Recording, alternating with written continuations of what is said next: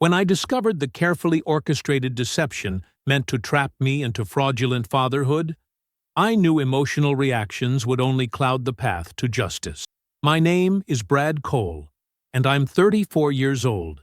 Each morning, I review legal documents at my kitchen table, the same spot where I once shared coffee with the woman I thought would be my lifelong partner. I'd spent years building what I believed was an unshakable marriage, working as a project manager while supporting her dreams. The forged hospital forms and calculated timeline manipulation weren't mistakes. They were tactical moves in a game I never agreed to play. But I chose facts over fury, evidence over outbursts. When you've been betrayed at this level, only systematic truth-seeking can restore what's right. But let me start from the beginning. The evening had started like any other Tuesday. Laura and I were settling into our usual spots in the living room, me with project reports spread across the coffee table, her curled up on the couch with her phone. The soft glow of the table lamp cast familiar shadows across our wedding photo on the mantel. 6 years of comfortable routine, about to shatter in the space of a heartbeat. "Brad!" Laura's voice held an unusual tremor. "I have something to show you." She crossed the room and pressed a black and white photo into my palm. The grainy image was unmistakable. An ultrasound. My throat went dry as I stared at the fuzzy outline, trying to process what I was seeing. "We're having a baby," she whispered, her green eyes searching my face. 12 weeks along. 12 weeks. The number hit me like a splash of ice water.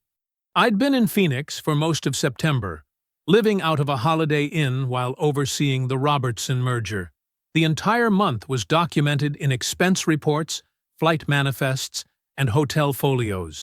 The math was brutal in its simplicity. "That's wonderful," I heard myself say, the words tasting like ash. Years of project management had taught me to keep my expression neutral when confronted with discrepancy. "When did you find out?" Laura launched into a story about morning sickness and her first doctor's visit, but I was already mentally cataloging dates. 3 months of business travel meant 3 months of separate cities, separate beds. The timeline was impossible. Period. "I need some coffee," I said, standing carefully. "Would you like some?" In the kitchen, I focused on the familiar ritual of measuring grounds and water. The steady drip of the coffee maker gave me precious minutes to think. Anger burned in my chest, but I forced it down. Emotion wouldn't help me now.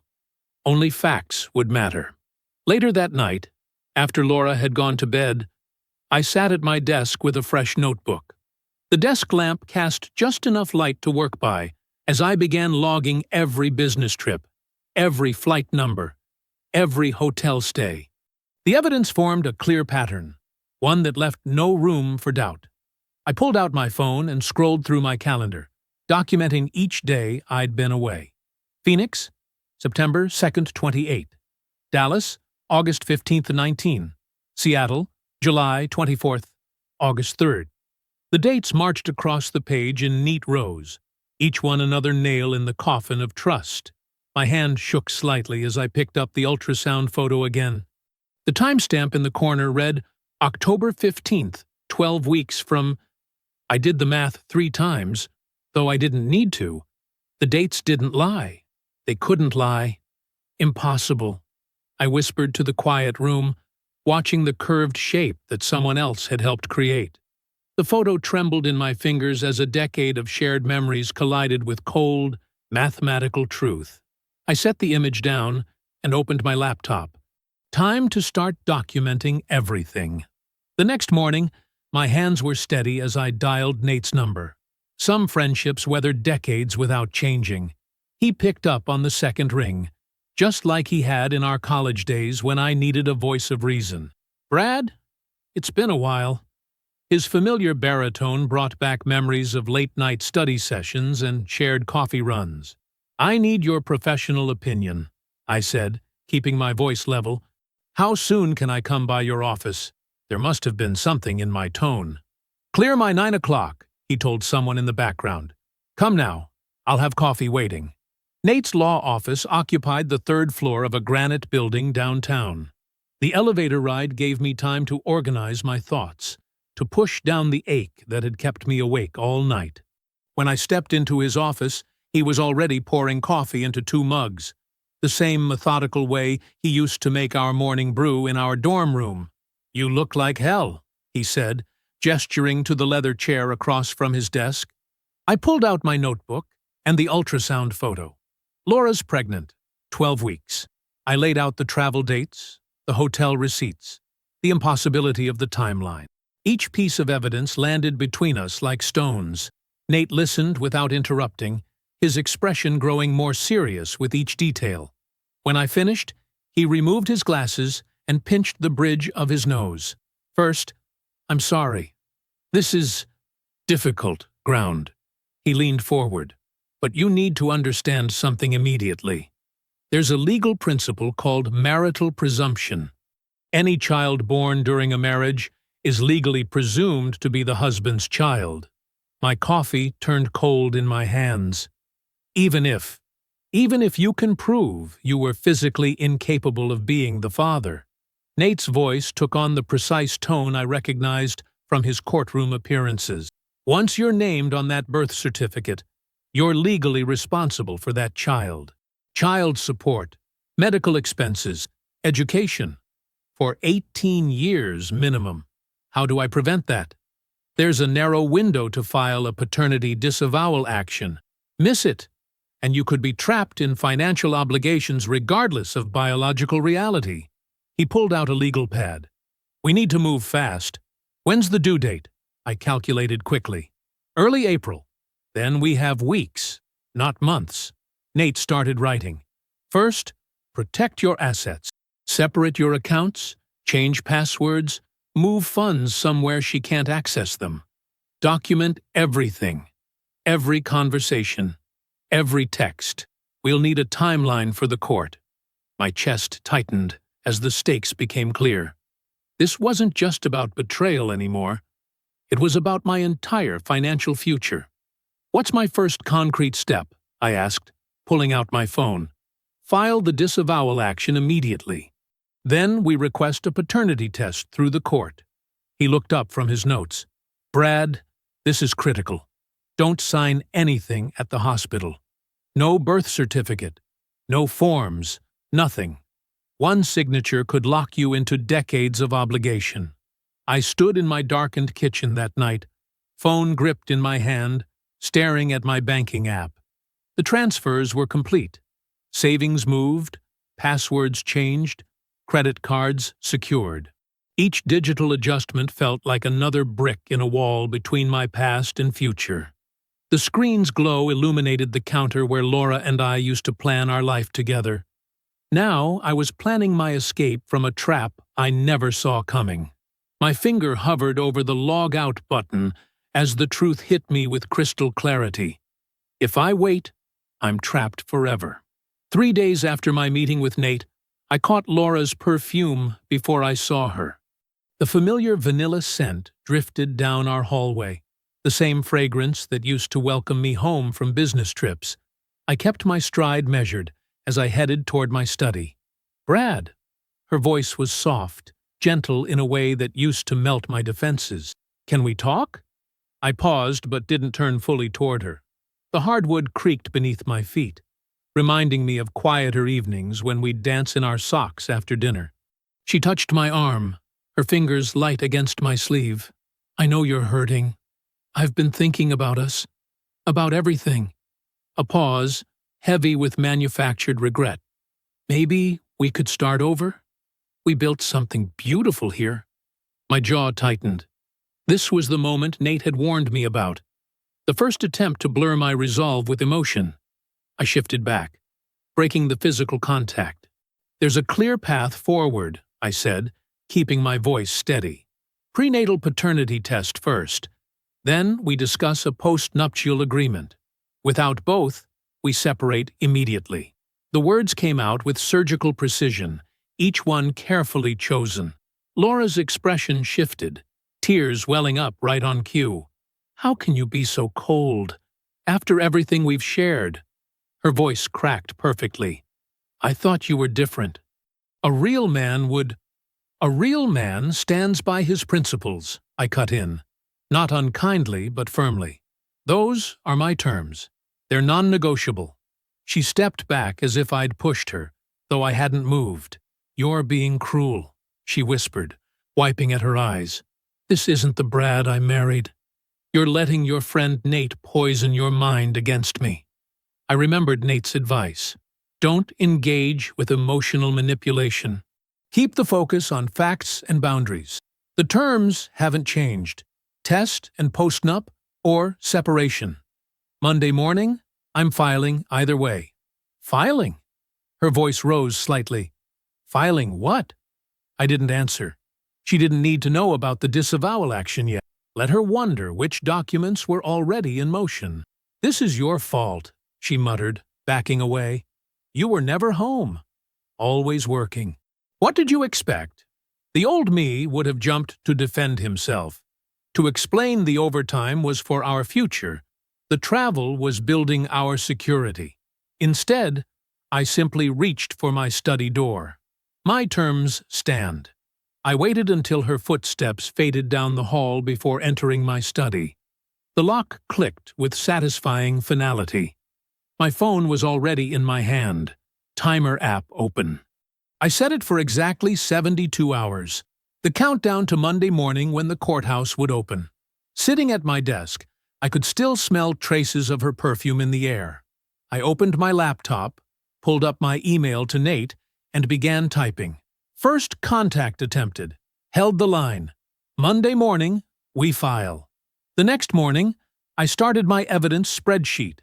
Column A, dates. Column B, locations. Column C, timestamps. My hands were steady as I typed, even though my insides felt like ice. The truth would be in the data. It always is. I pulled up our joint account statements first. Laura's spending patterns jumped out immediately. Coffee shops downtown when she'd claimed to be at yoga. Restaurant charges in areas she never mentioned visiting. Each transaction had its own GPS tag, painting a map of deception across our city. Remember how we used to joke about being too dependent on our phones? Now those digital breadcrumbs were telling their own story. I logged into our cellular account and downloaded 6 months of records. The pattern emerged like a time-lapse photograph. Repeated calls to one number, always during my business trips, always late at night. Document everything, Nate had said. But make copies first. I created an encrypted folder on my external drive. Each file went in with a timestamp and description. Phone records, May-June.pdf. Bank tabber statements, partner Q2, PDF. Location, data, crossref.pdf. My old project management skills found their purpose. This was just another timeline to analyze, another set of dependencies to map. Uber receipts filled in more gaps. Laura's rides home from book club always originated from the same address, an apartment complex across town. The timestamps matched those mysterious phone calls.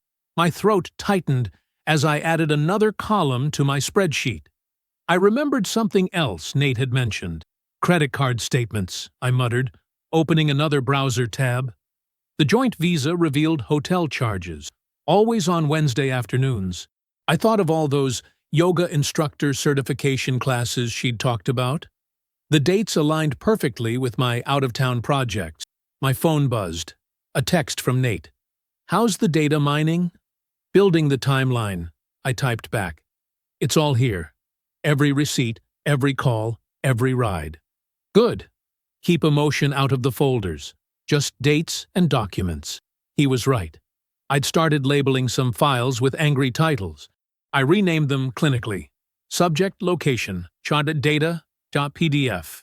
Timeline, cross-reference.xlsx. The afternoon bled into evening as I worked. My coffee went cold beside me, but I barely noticed. Each new piece of evidence fit the puzzle. Restaurant charges for 2 when I was in Chicago, movie tickets purchased during my Phoenix conference, hotel bars I'd never visited. Laura texted once. Working late again?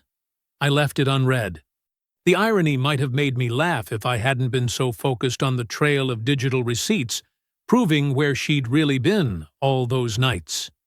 By midnight, my eyes were burning from the screen glare, but the evidence was undeniable. 6 months of data, all pointing to the same conclusion. 3 spreadsheets tracked every movement. 2 maps showed overlapping locations. 1 timeline proved everything. I saved the final file, backed up the folder to my encrypted cloud storage, and closed my laptop. The soft click seemed to echo in my silent study. Now she can't lie her way out, I whispered to the darkness. The next evening, I made a simple dinner. Grilled chicken and salad, nothing fancy. The folder sat beside my plate like a loaded gun. Laura walked in from work, her high heels clicking against the hardwood floor, and paused when she saw the table set for 2. "What's this?" she asked, dropping her purse on the counter. "We need to talk." I kept my voice level. "Please sit." She settled across from me, smoothing her skirt. The overhead light caught her wedding ring, and for a moment I remembered our first apartment's tiny dining room, sharing takeout on moving boxes. But that was then. This was now. "I've been reviewing some information," I said, opening the folder. "Phone records, bank statements, location data." I laid each page out methodically, like dealing cards.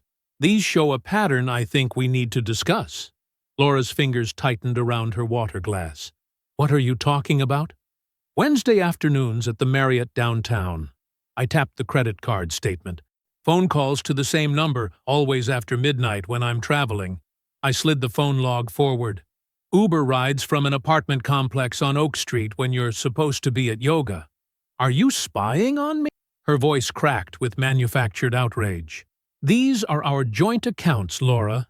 Nothing hidden." I kept my tone even. "The dates don't match for this pregnancy. You know it, and I know it. How dare you?" Tears welled in her eyes. "Right on cue. I can't believe you'd accuse me of—" "I'm not accusing. I'm stating facts." I placed my hands flat on the table. "Here's what happens next. We get a prenatal DNA test, and we sign a post-nuptial agreement. Then we can discuss moving forward. A real man would stand by his wife." She slammed her palm against the table, making the silverware jump. "You're being paranoid, controlling. This isn't like you, Brad." I'd expected this. The guilt trip, the gender card, the attempt to make me question my own judgment. I stayed silent, letting her words evaporate in the air between us. "Maybe if you weren't always traveling," she continued, voice rising. "Maybe if you paid more attention. The timeline doesn't lie, Laura." I tapped the spreadsheet. "These dates are when I was in Chicago, Phoenix, Seattle. You know where I was, because you were calling him while I was gone. You're twisting everything." She pushed back from the table, "making connections that aren't there." "Then explain the hotel charges." I looked directly into her eyes. "Explain the phone calls. Explain how this baby could be mine when I was 2,000 miles away." The silence stretched between us like a rubber band about to snap. Laura's mascara had started to run, but I noticed her eyes were dry now. The tears had served their purpose and disappeared. "I won't take part in this interrogation." Her voice trembled with practiced vulnerability. "When you're ready to be reasonable, the truth will come out," I said quietly, sliding the papers back into my folder. She stood so fast her chair scraped against the floor. Her heels punched angry rhythms down the hallway until the bedroom door slammed, the sound echoing through our hollow house. The morning sun filtered through the blinds as I pulled open the bottom desk drawer. Insurance cards, medical forms. I needed everything documented before meeting with Nate again. My hand brushed against a manila folder tucked beneath old tax returns, one I didn't recognize. The folder was crisp, new. Inside, hospital letterhead caught my eye. Maternity pre-registration form. My coffee went cold on the desk as I scanned the pages, each line hitting like a punch to the gut. There it was, in black and white, under Father's Information. My name, social security number, employer details, all filled out in Laura's handwriting. But the signature at the bottom, that was supposed to be mine. I'd signed enough documents to know my own scrawl. This wasn't it. She'd forged my signature. The checkbox below made my throat tight. Father acknowledges paternity and accepts financial responsibility. Once checked, once filed, once that baby arrived, I'd be legally locked in, evidence or not. My hands shook as I photographed each page. The folder went into my expanding case file, which was starting to feel like a time bomb in reverse, gathering proof to defuse a trap before it could spring. Remember when documentation meant concert tickets and travel photos? Now I was collecting evidence like ammunition, each piece a defense against betrayal wrapped in paperwork. I opened her laptop, still logged into her cloud account, synced to her phone. She'd never bothered changing the password we'd shared for years. In the audio files folder, a recent recording caught my eye. Baby plans, with yesterday's date. 2 clicks, and voices filled the room. He's such an idiot. Laura's laugh, but not one I'd ever heard before. Sharp, cruel. Totally bought the tears at dinner. A male voice responded, deep and amused. You've got him wrapped up tight. Once that birth certificate's signed, 18 years of support, baby. We'll be set. And he has no clue about our weekend? When we actually... Please. Laura again, smug now. I made sure to sleep with him right after. He'll think the dates line up perfectly. By the time he figures anything out, it'll be too late. My chest felt hollow as their laughter echoed from the speakers. I played it again, letting each word sink in, each calculated move reveal itself. The casual cruelty of their planning hit harder than any accusation I could have made. Below the audio file, a text thread unspooled their scheme. Got him home this weekend. Perfect timing, baby. Now he'll think it happened then. Dates will match.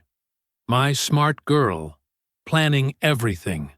I sat in the heavy silence after the second playback, their mocking laughter still ringing in my ears. The morning light seemed colder now, highlighting dust motes that danced like evidence of a life already disturbed. Now I know everything, I whispered to the empty room. 3 days after finding the hidden folder, I sat at my kitchen table going through my final checklist. The familiar oak surface had hosted countless casual dinners, but tonight it would serve as the stage for something far more consequential. My evidence lay in precise stacks: phone logs, hotel receipts, bank statements, and that damning hospital pre-registration form with its forged signature. Next to them, Nate's legal documents waited like loaded weapons: my filed affidavit and the temporary financial restraining order. Everything's in place, Nate said, adjusting his tie as he settled into the chair to my right. Dr. Klein's standing by for the call. I checked my watch. 7:55 p.m. The formal invitation I'd sent Laura had specified 8:01 sharp. The second invitation, delivered to Brandon Hayes at his contracting business, had named him directly and made it clear his presence was expected, not requested.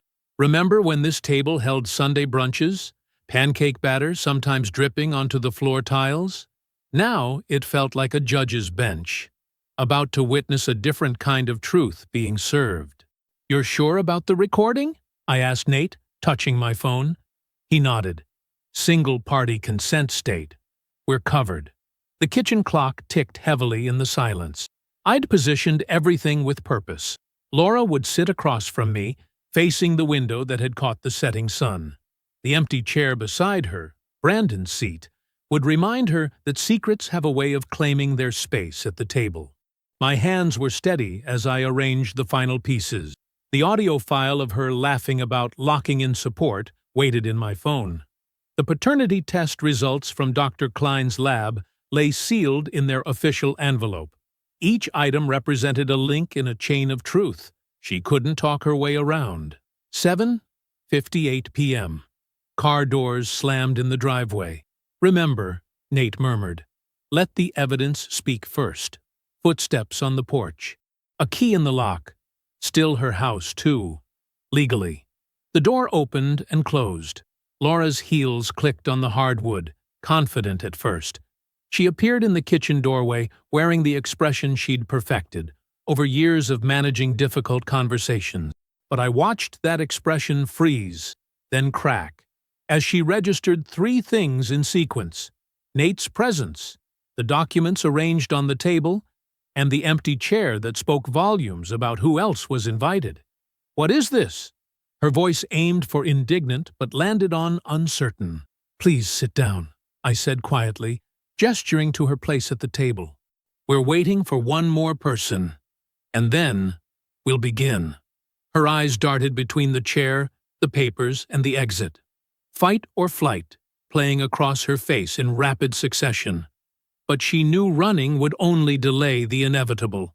The clock struck 8 as she slowly pulled out her chair. I reached for my phone, centered it on the table, and met her gaze directly. No rage, no accusations, just the calm of someone who had found his way back to solid ground.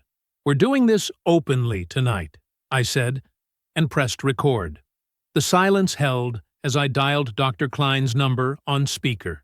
Each ring echoed through the kitchen, mixing with the soft hum of the refrigerator, a sound that used to be background noise during countless normal evenings that now felt like memories from someone else's life.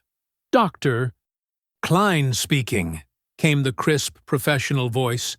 "Doctor, thank you for joining us.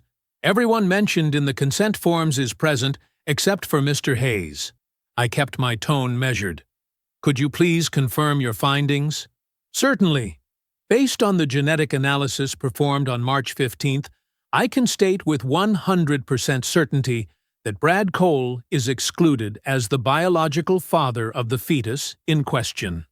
The complete report has been notarized and sealed." Laura's fingers whitened around the edge of the table. "That's impossible. The chain of custody is documented," Dr. Klein continued, "and the results are conclusive. 0% probability of paternity." I nodded to Nate, who slid the lab's sealed envelope across the oak surface. Laura didn't touch it. "Thank you, doctor," I said, ending the call. The kitchen clock ticked 5 times before I spoke again. "Now for the rest." I pressed play on my phone.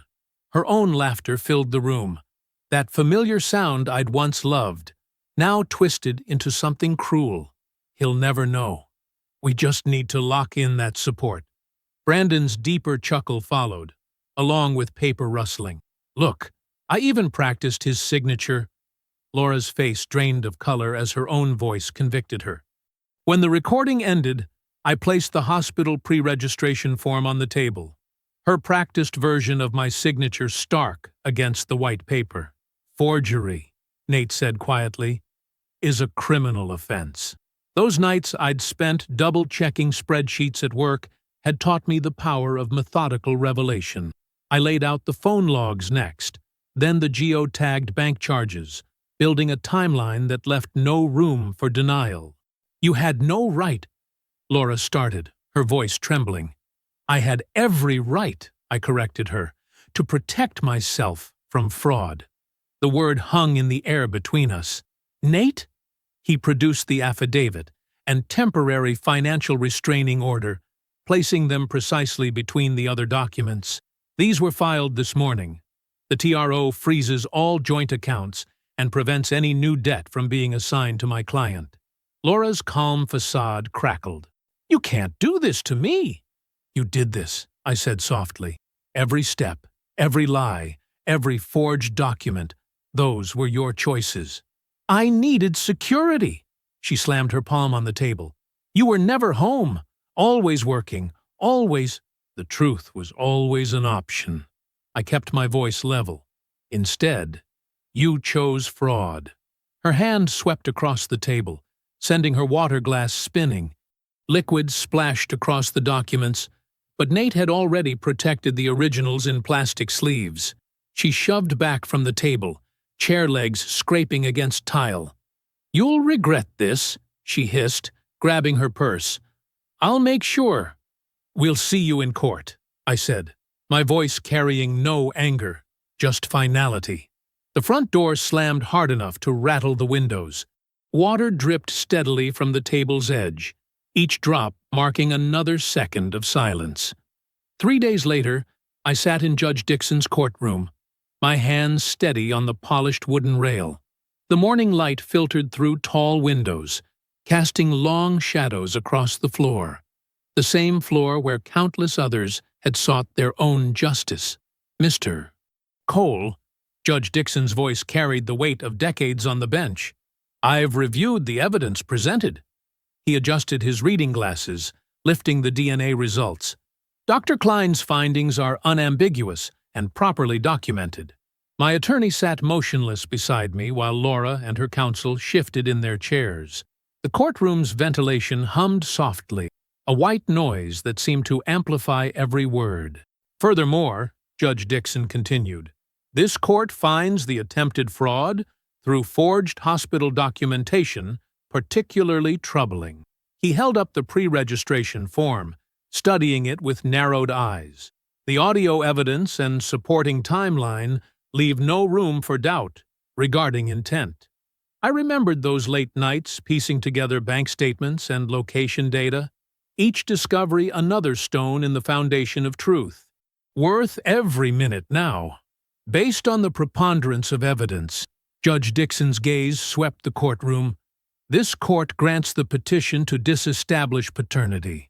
Mr. Cole shall have no legal or financial obligations regarding the unborn child."